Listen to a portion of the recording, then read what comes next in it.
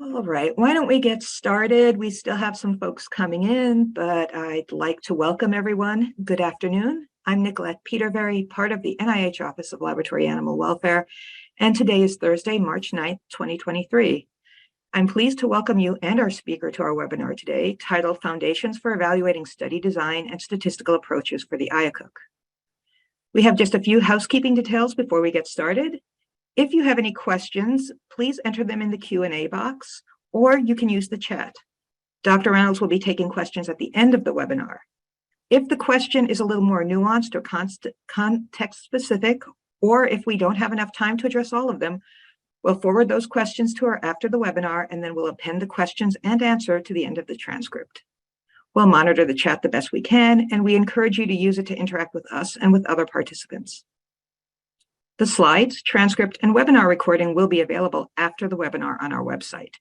They do take some time to be processed for 508 compliance compatibility before posting, and this can take a few weeks, so please bear with us. All right, let's get started with an introduction for Dr. Reynolds, and I'm very excited to have her here today. Dr. Penny Reynolds obtained her undergraduate and master's degree in wildlife biology and zoology from the University of Guelph, Canada, a master's in biometry and PhD in zoology and statistics from the University of Wisconsin-Madison, and has American Statistical Association GSTAT Professional Statistician Accreditation. At the University of Florida, she's an assistant professor of anesthesiology in the College of Medicine and is a member of the IACUC. Dr. Reynolds has been deeply involved with the development of the ARRIVE guidelines. She was part of the International ARRIVE 2.0 Guidelines Revision Working Group and is a co-author of the ARRIVE 2.0 Revised Guidelines and ARRIVE 2.0 Explanation and Elaboration document. She was awarded the 2021 UK Animals in Science Education Trust 3Rs Prize, and together with collaborators Maggie Hull and Elizabeth Nonamaker, the 2022 IQ Consortium and ALAC International Global 3Rs Award for significant and innovative contributions to the 3Rs of animal-based research. She's a published advocate for the improvement of animal-based research design through application of statistically based experimental design principles and quality improvement strategies. Welcome, Dr. Reynolds. I will cede the floor to you, but before we get started, we have a few questions for our audience today. And Megan, would you please put up the poll questions?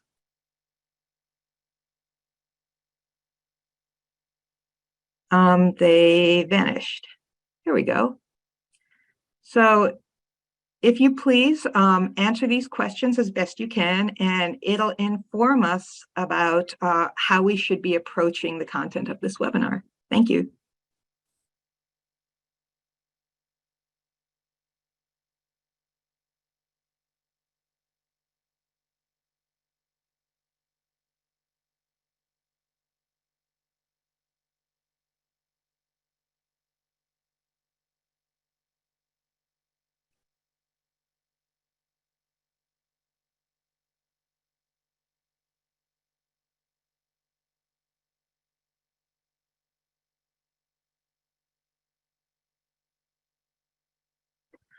One thing while you're filling out the poll question, unfortunately, Dr. Reynolds' camera is not working. We have gremlins in the system, so please bear with us. But she is excited to be here, as you will hear when she presents.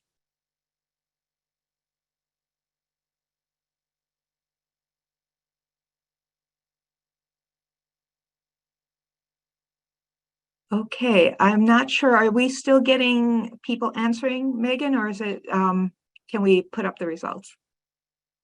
It looks like we have gotten everything. So, oh, one more person. All right, poll is ending. All right. Oh, wow. Interesting. So the majority of you don't have training on experimental design. And it seems like confidence is somewhere in the middle when it comes to evaluation of experimental design. And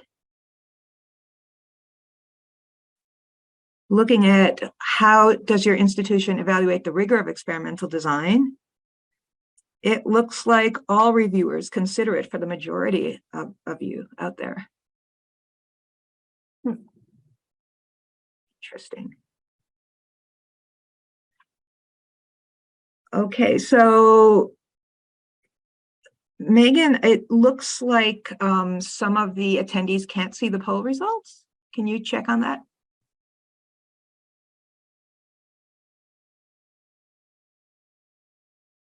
Looking, unfortunately, I'm not able to see what might be going wrong. I do apologize. There have been gremlins in the Zoom system, and we've had our IT folks working on this. If there are serious issues, we will stop the webinar and reschedule it. But so far right now, I just will read the results. And as I mentioned, most reviewers on the IACUC consider elements of the experimental design as opposed to having a dedicated statistician who just does that. All right, why don't we get started with Dr. Reynolds? Dr. Reynolds, the floor is yours. Well, thank you very much, Nicolette. So just a minute, I will try to share my screen here.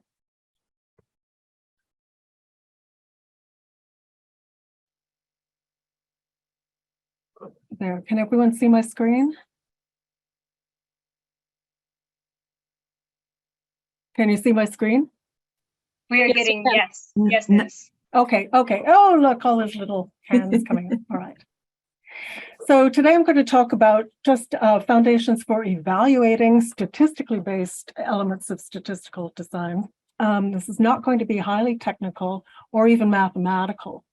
Instead, I'm going to spend some time going on through a bit of the background and the rationale and why it is now featuring so largely in the NIH radar. And then I will spend most of the time talking about statistically based design essentials. Some of them are need to know, like bias minimization, but the design skeleton and quick methods for screening sample size definitely should be in the IACUC toolbox. So at the end of this, you should be able to identify 5 components of an experimental design, which conveniently are also the 5 major elements which are needed for a proper research question. You will be able to describe 3 essentials for assessing whether or not an experiment is right-sized, and all the way through I will provide little red flags so you can identify where you should start asking questions in a protocol. So why does this matter?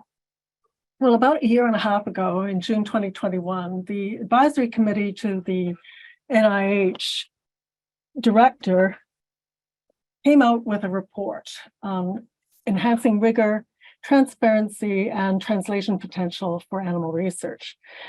And as you know, the motivations are threefold. The biggest one, of course, is the really dire rates of translational success for most of preclinical research.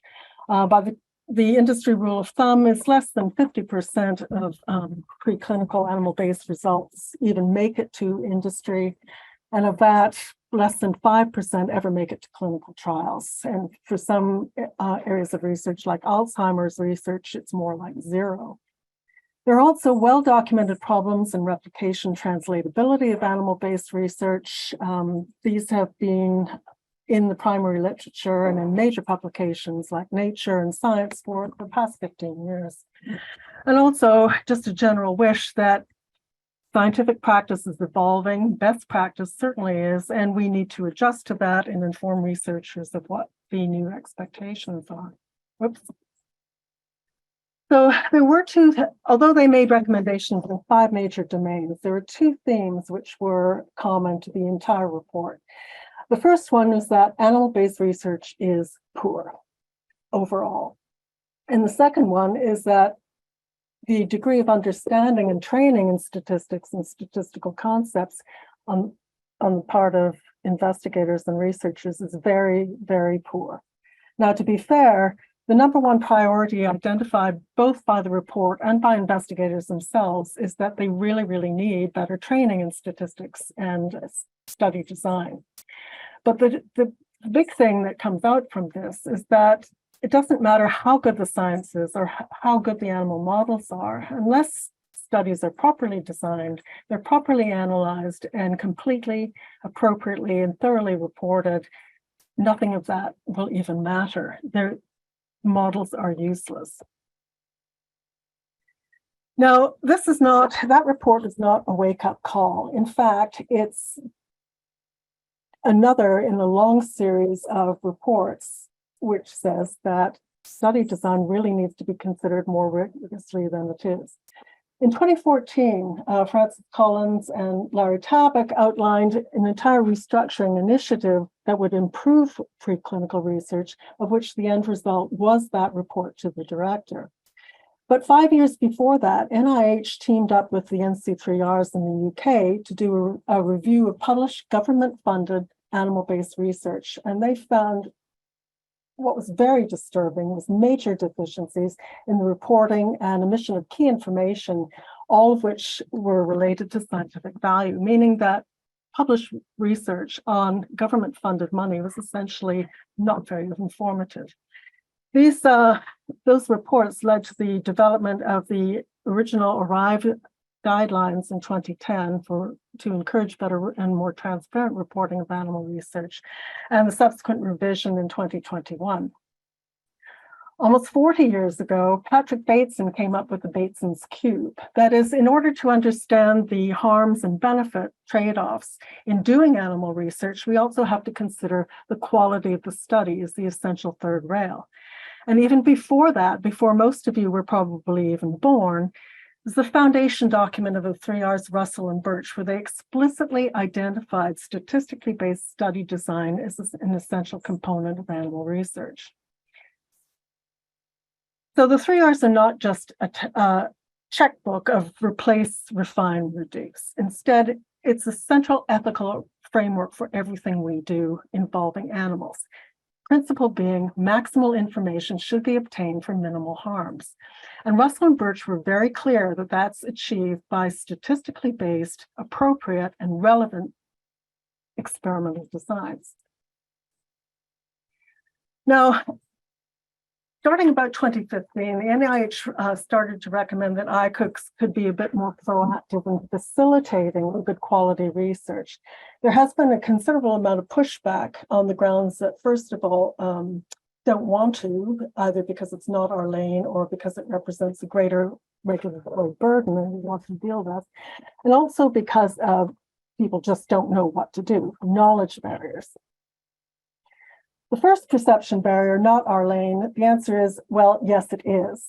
OLAW frequently asked question D12. Yes, it's true that scientific and technical merit is not in IACUC's lane. It's the purview of the scientific review panels. But IACUC has to consider the government principles. The first one being that the relevance of an animal-based study has to do with whether it contributes to human or animal health, whether or not knowledge is being advanced, or the good of society. Now, those are all fairly vague and ambiguous. But the PHS Polity review criteria are far more explicit. There has to be a sound research design. There has to be a scientifically justifiable rationale for using animals in the first place, and the research has to be scientifically valuable. So OLAW's take on this is that a study which can't meet these basic criteria is unnecessary, it's wasteful, and therefore it's not justifiable. The second perception barrier that it's more regulatory burden, well, that is a real concern, especially when people try to impose these sorts of things as a checkbox. It's not. What this should be is an agreement by the scientific community as a whole that best practices evolve. Best practices, including statistically based design, are part of a responsible conduct of research to make sure that we're getting the best possible research for the dollars and the animals that are invested in it. So the goal is not to burden people with more things that they have to do, but rather instill a culture that good, responsible research is embedded in as part of routine research practice to enable researchers to develop the necessary skills and resources and to make sure that there's a close alignment between what is proposed, the animal use protocol, and how the protocol is actually implemented. And of course, in the guide, it says on page 26 that this is also part of our duty of care to minimize those indirect harms caused by wasting animals in research, which will ultimately be non-informative. It is true that we cannot evaluate specific experimental design, nor is it necessary. What we can do and should do is evaluate the design components, and that's going to be the substance of my talk. Now, as far as knowledge goes, many IACUC reviewers consider, and rightly so, that they don't have the statistical expertise to evaluate a study design. Very few IACUCs in the United States include a statistician, but in any case, that really doesn't matter because very few statisticians have actually done an experiment in their life. In the United States, most of them tend to be mathematical statisticians, and so that they're not really practically trained in terms of the nuances and the actual demands of a statistically based design of experiment. And then again, very few IACUC members or research even understand what is meant by statistics. Most people say, which makes it really not very fun at parties, is that they hate statistics. Oh, fine. What do? I'm a statistician. Okay. But there's three basic myths that underline that. First of all, is that the reason why most people hate statistics is because it was taught to them as being something that's very highly mathematical, and it's really only accessible to the gifted few. And therefore, statistics is seen as something magical. The second myth, which is also promoted by what I consider very poor teaching in this country, is that statistics is only analysis. And so the idea has come about that, well, we only need to consult a statistician after the data are collected at the very end of the process. Paradoxically, the third myth is that it's so easy, anybody can do it because after all, we have all the software. None of these are in any way true. What has been recognized almost from the get-go, but it was formalized almost 50 years ago, is that statistics is a process, it's not a thing. Statistics involves the careful formulation of a research question in the elements that will direct the statistical design. And the design itself encompasses the planning, the actual mechanical conduct of the study, data collection, analysis, and then interpretation. But it has to be built in before the data are collected or even before animals are ordered. Because one of the things that one learns in quality process control is that if you have poor upstream basics, you can't fix anything that occurs downstream. Fancy analyses can't rescue a bad plan. It can't rescue a bad design. And unfortunately, as a consulting statistician, at least half of the time when I'm called in, it's after the publication stage when the paper's been rejected. Well, since most of the problems have occurred up front, there's not very much we can do. In fact, the man who invented most of this, Sir Ronald Fisher, who invented not only methods of statistically based study design, but also most of the analytical methods that we use routinely in analyzing our data, he said himself in 1929, to call in the statistician after the experiment's done is no more than asking him to perform a post-mortem examination.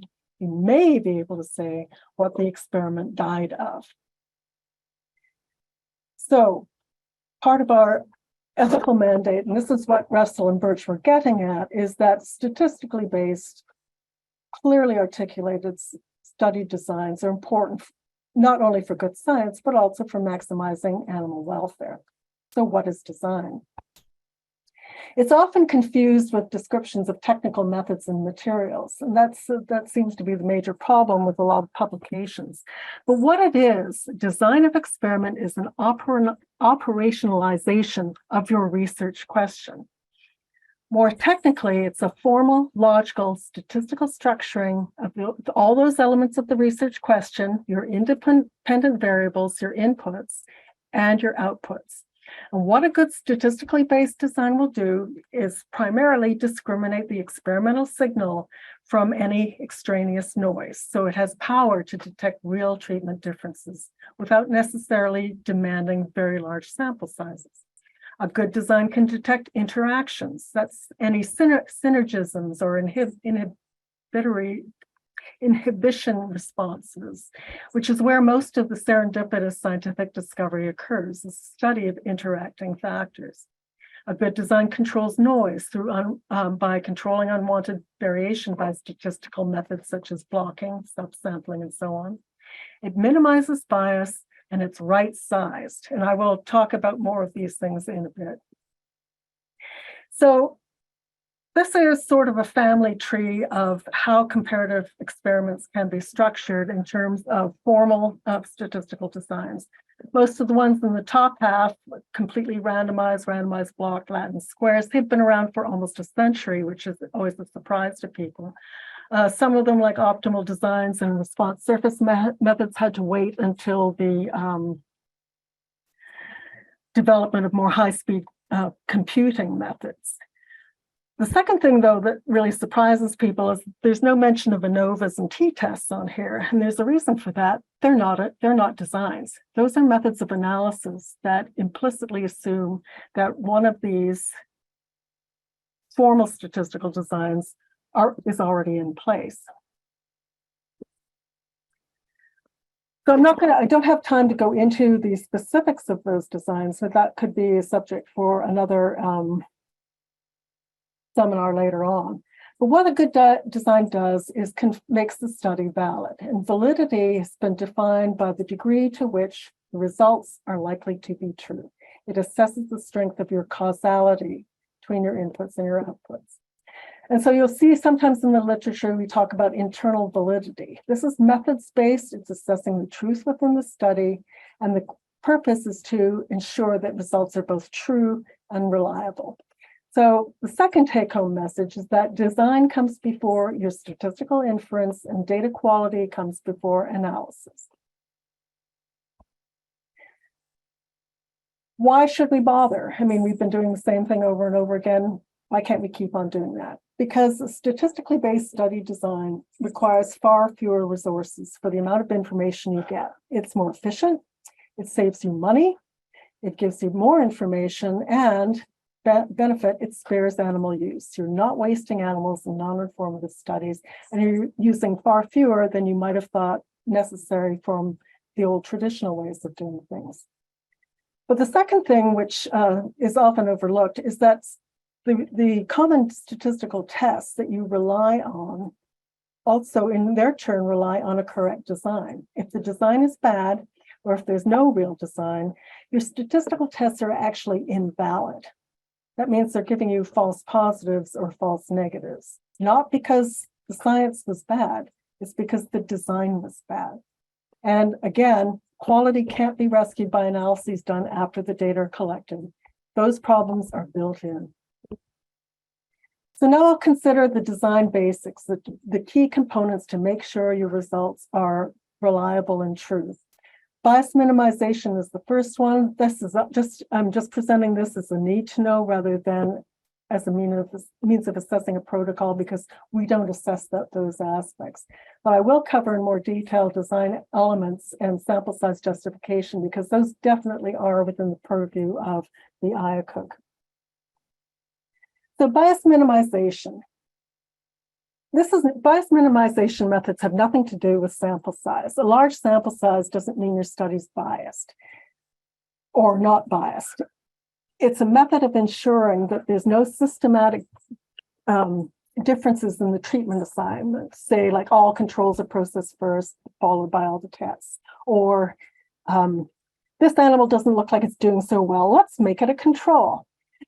No, randomization is a statistical method for ensuring that all of your interventions have an equal probability of being assigned to the experimental units, such as a mouse. It also determines the order of processing and measurement, so there's no time dependencies baked in, which might affect your results. Random is not haphazard, it's not ad hoc, it's not unplanned, and it's not alternating. Those are the layperson's definition of random. It's a formal, probabilistic process, which probably should be the randomization scheme needs to be generated by some sort of computerized algorithm. SAS has a number, R has a number, and I put those down just as a reference. So again, it prevents both systematic and selection bias in your results, but it also ensures the validity of inferential tests. Randomization is the cornerstone of all inferential hypothesis tests that we perform. If it's not randomized, your tests are invalid. End of story. That's pretty frightening because a lot of people don't know about this. The second method of bias minimization is allocation and sequence concealment. This has been formerly known as blinding or the sealed envelope method. Now, this method of bias minimization is operational because it has to be built into your standard operating procedures. And all they are methods that conceal which treatment was received by which subject. So suppose you're going to give one of two drugs to your study animals. So you would make sure that they were coded so that you couldn't figure out what it was. They'd be covered in foil so you couldn't see what the fluid was, that kind of thing. It minimizes conscious or unconscious bias in not only the allocation of interventions to your experimental units, but also in how they're assessed and how they're interpreted. And this is especially important for subjective outcomes like histology, which is where most people report doing blinding, but also things like behavioral assessments. That's especially important. It's not always possible to blind every single person involved in the study. Ideally, all the operators, all the assessors, and all the analysts should be blinded. Sometimes that's just not possible. So it behooves you, though, to use the highest level that you can. Sometimes it might only be possible to blind the analyst. Definitely, if it's a subjective outcome, you want to blind the assessors.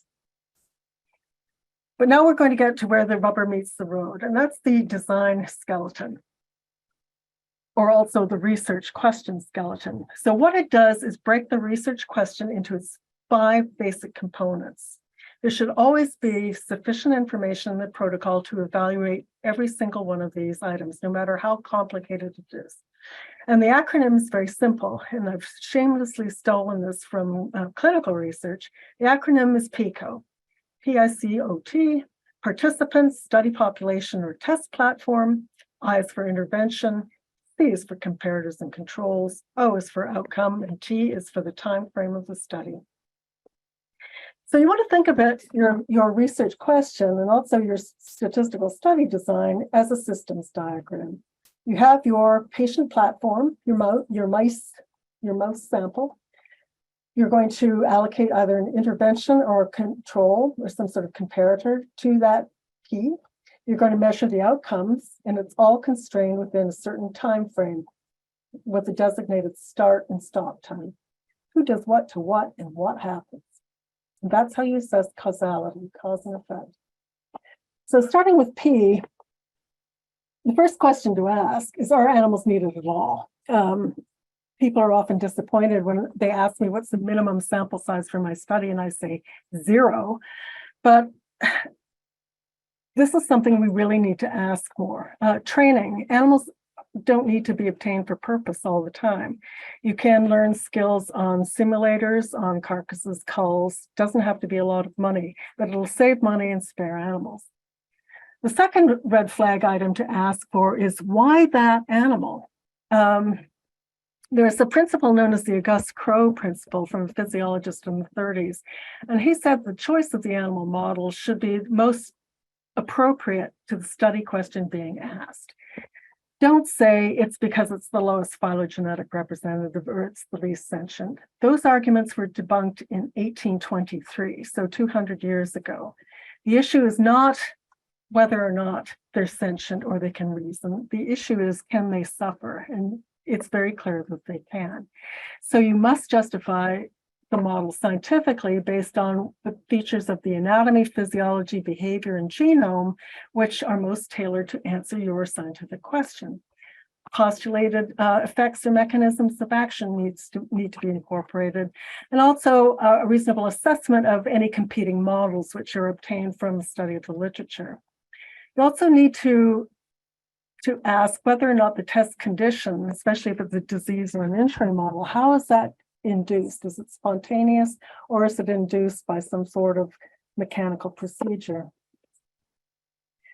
Now, poor choice of model will affect everything. The top figure is a fairly old one from NIH, just showing that the same 3 strains of mice can either be a reasonable comparator or a complete outgroup, depending on which portion of the genome is targeted. So you really have to know your animal.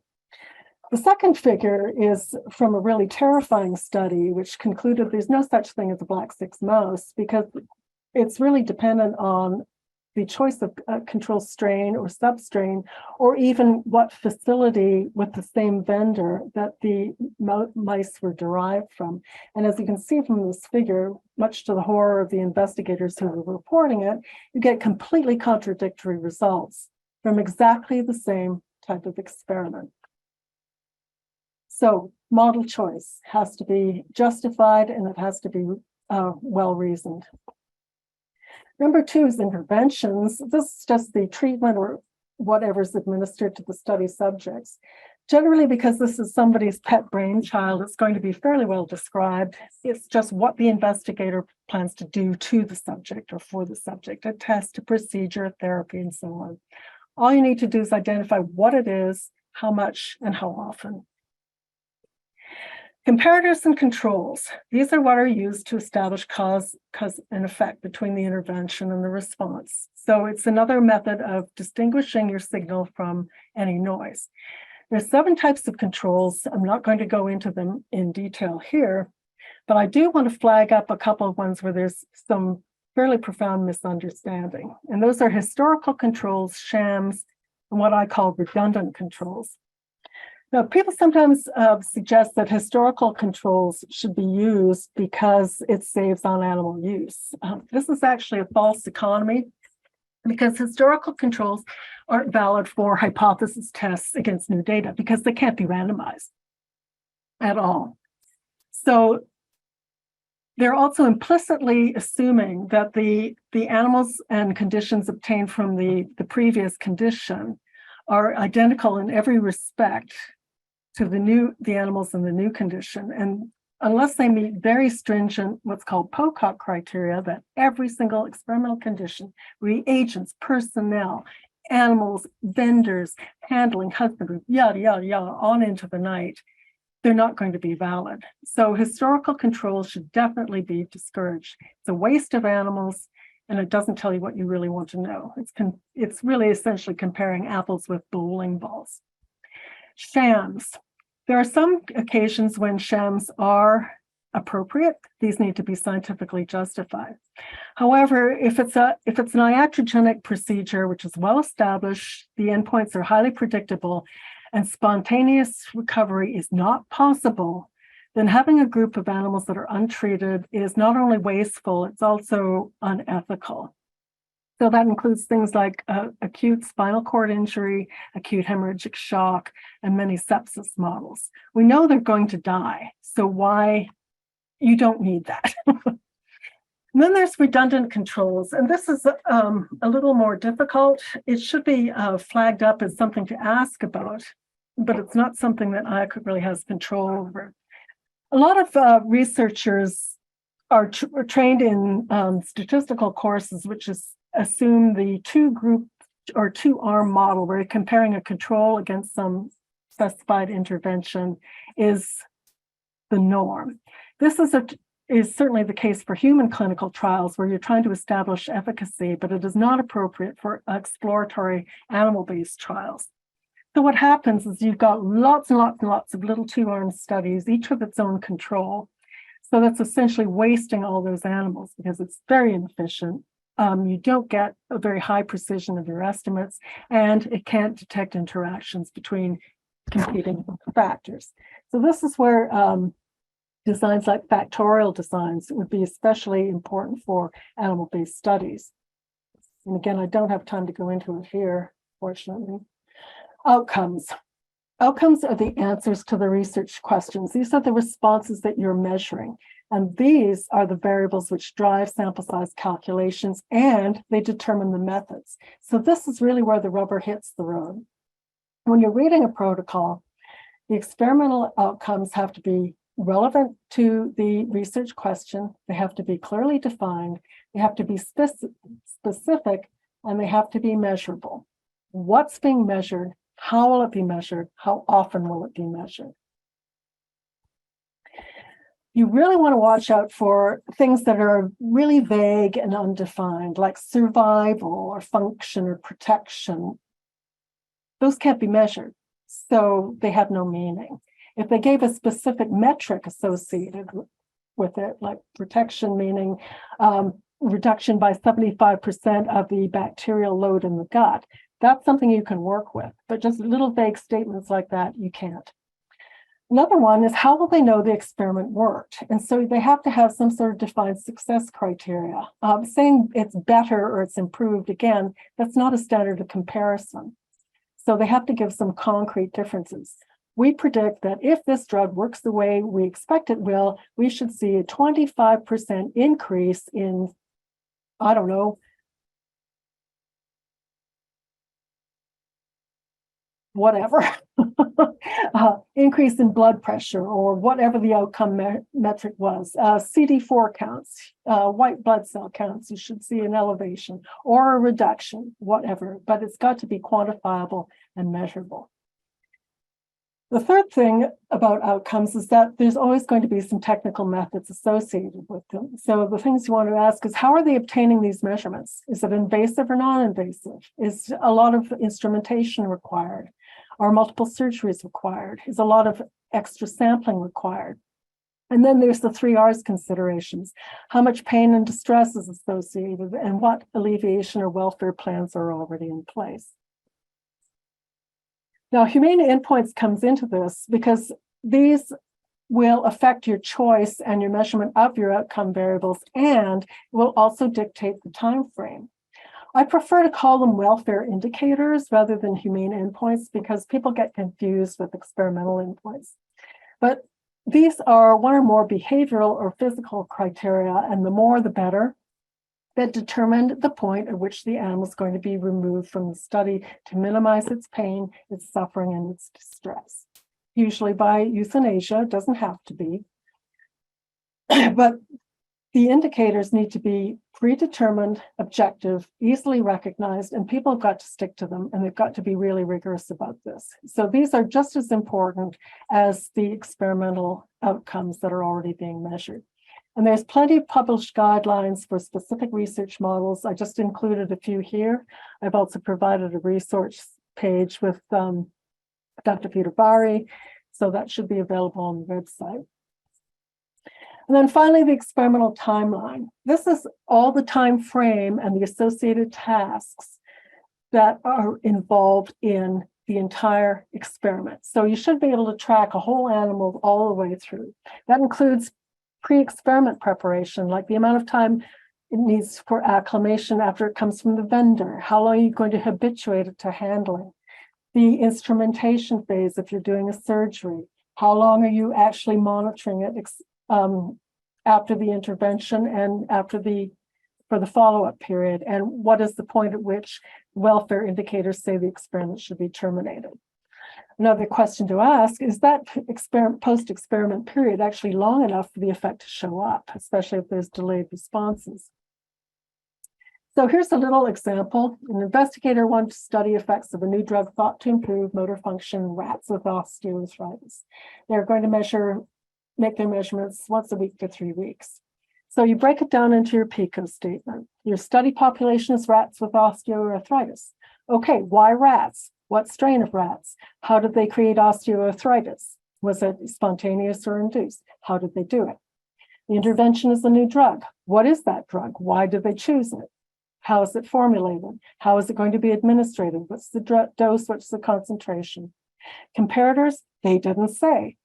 Flag it up. What are you going to use to know if your experiment works? Outcome is motor function. I'm going to go into this in a bit more detail in a minute because you'll see how important it is to defining how the rest of your experiment is performed.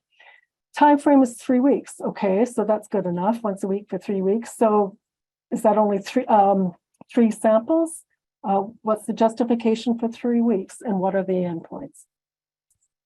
Now, motor function, you see how vague this is because you can have multiplicity of metrics. I just picked two. One is a non-invasive one, just measuring step length. Well, that's easy to do, and the animal could be measured many times. But if you're taking, say, peak forces of an isolated muscle, well, that's not only highly invasive, it's also terminal.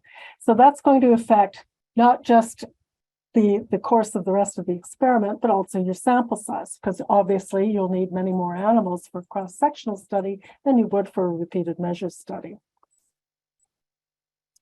Now, the third leg of this design assessment is screening animal numbers. Now, the IACUC is tasked with determining if numbers are appropriate, justifiable, and ethical. But what are justifiable numbers? Well, in a lot of discussions, they always seem to bring up power calculations. Those are the gold standard. But unfortunately, 99 times out of 100, and I'd say even 99.9 times out of 100, they're misapplied. Most of the time, they're incorrect. They use assertions which are absolutely unverifiable, and most of the time they're gamed. People will just perform calculations so they can get their favorite number, 5 per group, 8 per group, or it's to tick a box. 2018, Fitzpatrick and collaborators did a survey of over 1,000 IACUCs across the United States, and the number one answer was power calculations are just a necessary evil to satisfy the oversight committee and reviewers. That's the wrong attitude. Power calculations are an essential part of your experimental design, and also they will drive the integrity of your results.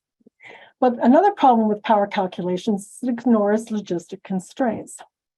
So instead of going by power calculations, I would like to consider right-sizing the experiment. It means sample sizes are not only statistically justifiable, they're also operationally and ethically justifiable. So the numbers have to be sufficient to address the research question, not too few, not too many, and they have to ensure that animals are not wasted.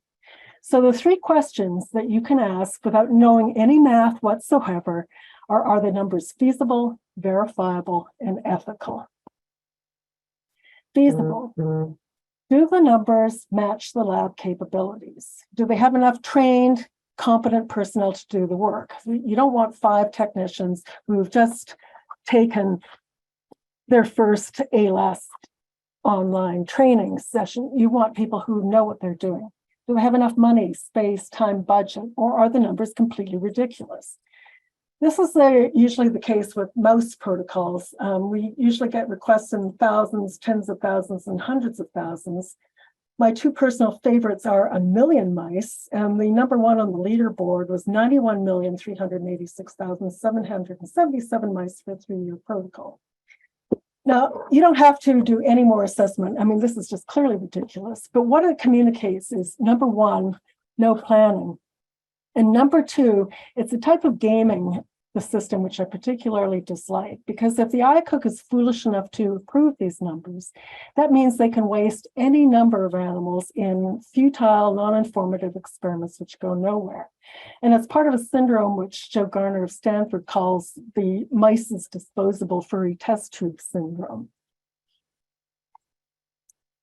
Second, are the numbers verifiable? Do the researchers show the work? And if they don't, you do the math. How many experiments, how many groups, how many animals per group, and what's the expected losses? And it's just multiply it out, get it out. Quite simple. These statements, which are frequently used in protocols as a numbers justification, are not verifiable and therefore not admissible. Based on our previous publications, well, I've always looked them up when they supply them. They never provide a justification. It's just the same number they've always used. In our experience, we don't know what your experience is. This number is sufficient to obtain statistically significant results. Well, that's a big red flag because it means they don't know what p-values mean. It could be a false positive if it's not properly designed. They might have unforeseen problems, true. It's unknown how many animals we require because it's exploratory. It's what everyone else does. It's the industry standard. No.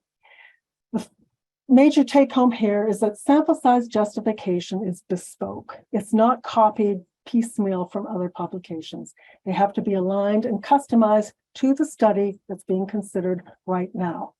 So what are the inputs? What are the outputs that are being measured? And finally, is it ethical? Can they reduce the numbers? Generally, they can. Can they use better designs and methods? Something we can suggest.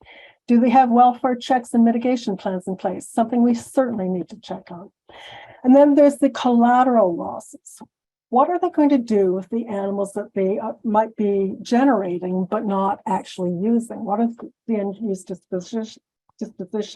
And this is especially true when researchers are allowed to do their own in-house breeding. For example, we had a PI who requested 400 mice for a certain genotype, and that was appropriate, and it was actually feasible and it was justifiable. But in the generating of that genotype, they had produced well over 1,200 animals of an unwanted genotypes, which were just going to be euthanized without ever being used. So we should encourage more thinking through these things and finding mitigation plans. Maybe the animals could be transferred to another protocol, for example. Maybe they don't need 400 mice. So just in the few minutes we've got left, I want to show an example of how a conventional plan works versus a statistically based study design. So this is a trial of vaccine efficacy in mice. They wanted to do a bunch of two-group comparisons, or what they call one-way ANOVAs, on 6 strains, 3 doses, 3 dosing intervals, 3 age classes, and both sexes, which is all perfectly appropriate, and these are questions which needed to be asked. They requested 5 mice per group because everybody else does. And so if you do the simple math, it works out to be about 1,620 mice. Okay, this is not really a design. It's actually not very good. Even if you could process 40 mice per day, that's still a month's worth of personnel time that have to be involved. So it's unmanageable. There's large sources of variation through time, through space, through different technicians being segued in and out of the study that's going to swamp any true experimental signals. The second thing is a big sprawling experiment like this with lots of two-arm comparisons is going to miss every important result. The most important drivers compared to each other. It'll miss synergisms. It'll miss the optimum best response. It's probably unfeasible. I would always ask, do they have enough trained people to process? But it's almost certainly wasteful because many investigators order animals in bulk just to save on shipping costs, but the end result is that the animals age out of the study before they can be used, so then they're simply sacked. Also, it's makes for a very strong temptation to discard any non-statistically significant results that may come out of the study and only publish the ones that give very small p-values. That is questionable research conduct, and in some places like the Netherlands, that's now rising to the standard of research misconduct. So this is a screening design which I generated in about 2 minutes in SassJump Pro, where you can assess all of four factors: dose, interval, age, and sex, separately for each strain. You simply code the minimum, central, medium, and the maximum dose or interval or age with a series of numbers. Sex, of course, is a binary variable, so it's either 0 for females, 1 for males, whatever you want. You get 18 runs. You perform those in random order, 9 males, 9 females, 18 mice per strain. You don't have to replicate necessarily because these center points here provide the variance estimates for estimating the statistical significance of the main effects. If you were concerned about biological variability, differences between individual mice, then you could certainly replicate it. But as it stands, with 6 strains and 18 runs, you only need 108 mice rather than 1,600. And then it's very easy to analyze. You just use regression on all those main factors and two-way interactions, plot it out in what's called a half-normal plot, and you can see instantly what are the most significant driving factors. In this experiment, there were no interactions we had to worry about. It was just 3 factors, which were the primary importance. So then you can design a second definitive experiment with only those important factors, greatly saving on time and iterating to a true solution. So now I'll quickly wrap up. So 3 major take-homes: that an appropriate statistically based study design is a fundamental tool, not only for translation, but also for the 3 R's. Statistics is a process, it's not a thing, and it's certainly not just analysis. Design comes before inference, and the data quality comes before analysis. And there's 3 design basics that you have to consider for your own research, if not for anyone else's. Bias minimization, again, IACUCs don't check that, but the design skeleton with 5 elements and the numbers of the 3 screens are certainly things that we can assess. And for both of us, reviewers and researchers, this will really require major culture change. We need to become more familiar, all of us, with best practice standards, which have been highlighted in reporting guidelines like Arrive 2.0, but you can't report what you haven't performed. So if people understand what the best practice standards are, they're more likely to incorporate it in their own research. We as a whole, NIH and various institutions, really need to facilitate and promote best research practices by encouraging the training in statistical design of experiments. Most of them are out of reach, or they're just not feasible for most researchers. We need to evaluate protocols and publications that come to us for review in line with current best practice standards, not an imaginary standard that happened 35 years ago. And we need to commit ourselves to continuing education in how best scientific and welfare practices are continually evolving, because none of these are static. So about, over 4 years ago, one of the world's leading applied statistician, Doug Altman, said that poorly designed experiments and misuse of statistics is not only irresponsible and negligent, it's also unethical. And we can see that that's certainly the case for animal-based research. Animals suffer and they're killed for what? If the studies are non-informative, then it's simply a waste. And on the other end of the translation pipeline, humans are harmed or killed if preclinical research results are misleading. So it's part of the duty of care of all of us to minimize harms and promote best practice. So we need to be evangelists for that. So that's all I had to say. And I guess what I'll do is stop sharing and hand it over to... Dr. Reynolds, please continue, because we've got some questions that we received before the webinar that are on the slides. Oh, they are? Oh, yes. But that's right. That's it. But first, I'd like to, I think some of the ones I see in the Q&A box, I'll be able to address with some of these questions that we received. But there is one that I'd like you to answer, and it came at around slide 38 of your presentation. When you speak of outcomes, are outcomes the dependent response variable or something else? If Yes. Something else, please explain. No, it's the dependent response variable. And that's what's so confusing with the way statisticians talk and the way normal people talk, because we talk about treatments and outcomes. Well, a treatment to, say, a clinician means like anything you do, whereas we're talking about specific input variables, and outcome, again, I'm talking about response variables. So yes, I'm talking about response variables. Thank you. Yes, I would certainly appreciate statistics being more plain English language. We also had a terrific comment that compares scientific training to medieval apprenticeship. And that's so true. And you know, it's no wonder that we're in the situation we're in, because there's got to be a great deal of variability when people learn that way.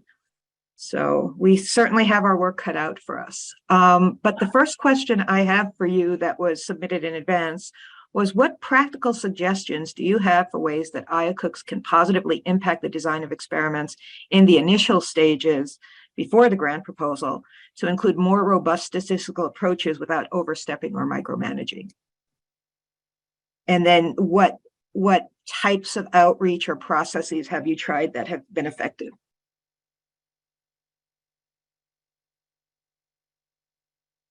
Well, that's the thing. I mean, IACUC's like the Wild West. I mean, everybody does it differently, and it really depends on the composition, doesn't it? And the leadership of the IACUC chair.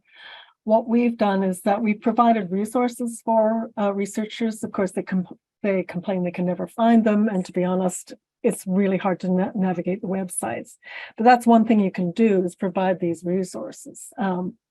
What we've done is provide links to there's an ALAS module on experimental design, which is very good.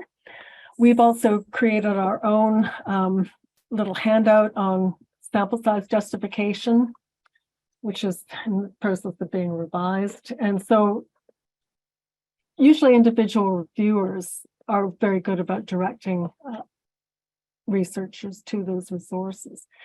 But I think if people focus more on just sort of the exciting, promising, razzle-dazzle things that the research is promising, and focus more on the design skeleton, like what are the elements, and just ask the questions of the reviewer to clarify it, I think we could make significant headway, because a lot of proposals are approved and the researcher really doesn't have it's just going to be trial and error.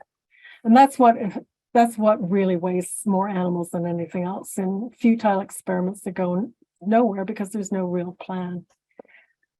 So yeah, starting by asking questions, but we've got to be more proactive in providing the appropriate resources. Thank you. If you can advance to the next slide. Can you provide some examples of when your IACUC has felt the need to reach out to the PI regarding study design and animal numbers besides the 91 million? And when reviewing a protocol, how have you broached these conversations in a productive way, and what was the outcome? Well, the 91 million one was actually, they provided all the spreadsheets to prove it. So they were quite indignant when that was queried. So it was just by being patient. No, we weren't going to approve it because it just wasn't feasible, and it wasn't justifiable, and it wasn't appropriate. So they did revise it down to a scope of work which was more appropriate given the staff that they had on hand. Now, that hasn't stopped them in continuing to ask for outrageous numbers, but at least they're not in the realms of the hundreds of millions. They're now in the range of the tens of thousands. So it's just being really, really patient. Saying, no, we can't approve it because you haven't shown that you can actually do the work. If you've only got one person and you're asking for 500,000 mice, it's just not feasible. And so we've, our previous IACUC chair also asked for people to design what they called a decision tree. So if this first set of experiments works out the way you predict your research question predicted, then what do you intend to do? If they don't work, then what's your plan B? And so by just getting them to map out the scope of work that way, which is actually appropriate scientific practice because that's why we test hypotheses, that actually makes it a lot more manageable. But I think we also have to get away from thinking that IACUC protocols are just a wish list of things you want to accomplish. It's supposed to be a blueprint for what you can realistically hope to achieve. That's a great suggestion. And I like that decision tree process. Just, introducing PIs to that who you might be struggling with is a great idea. And then especially if it's exploratory. Oh, sorry. No, go ahead. Yeah, exactly. Especially if it's exploratory. All right. And this last question, I think this will somewhat answer the question from the anonymous attendee, why can the IACUC not evaluate experimental design? And so this question for OLAW is, there's a lot of overlap between the IACUC's role in evaluation of the science and the scientific review groups. What balance should IACUC strike when evaluating the statistics behind animal numbers requested in protocols, especially if the protocol is submitted to the IACUC at the just-in-time phase? And if you'll proceed to the next slide, I will refer you back to OLAW FAQ D2. So it's not so much that the IACUCs are not supposed to evaluate experimental design, but the IACUC's mandate is to evaluate animal care and use in the context of appropriate welfare, and they evaluate elements of the experiment through that lens. So IACUCs are not expected to conduct peer review, but they are expected to consider the US government principles, which Dr. Reynolds went through, and other PHS policy review criteria refer to sound research design, the rationale for involving animals, and scientifically valuable research. So all of those are right there on the OLAW website. And because there is overlap between scientific review and IACUC review, it's a nuanced question. And I think Dr. Reynolds gave a lot of really good examples on how to approach this and eventually get increased buy-in from investigators as you start becoming more curious about these experimental design elements. So once again, this slide is just showing how if you're not doing this and a study can't meet these basic criteria, it's essentially a waste of the animals, which Dr. Reynolds also pointed out. So although the primary focus of the scientific review group is merit, scientific merit, and the primary focus of the IACUC is animal welfare, they do overlap. And so scientific review groups are perfectly free to raise questions about animal welfare, and the same is true for IACUCs. They can question the scientific rationale or necessity for a procedure. And with that, I'm so sorry that we are over. We have some more questions about observational studies that are very nuanced. We will forward those to Dr. Reynolds and send them off with the final transcript. And you will also get that list of resources that Dr. Reynolds mentioned so that you can present those to your IACUC and to your PIs. But please stay tuned for our next webinar in the summer with a topic to be determined. And thank you.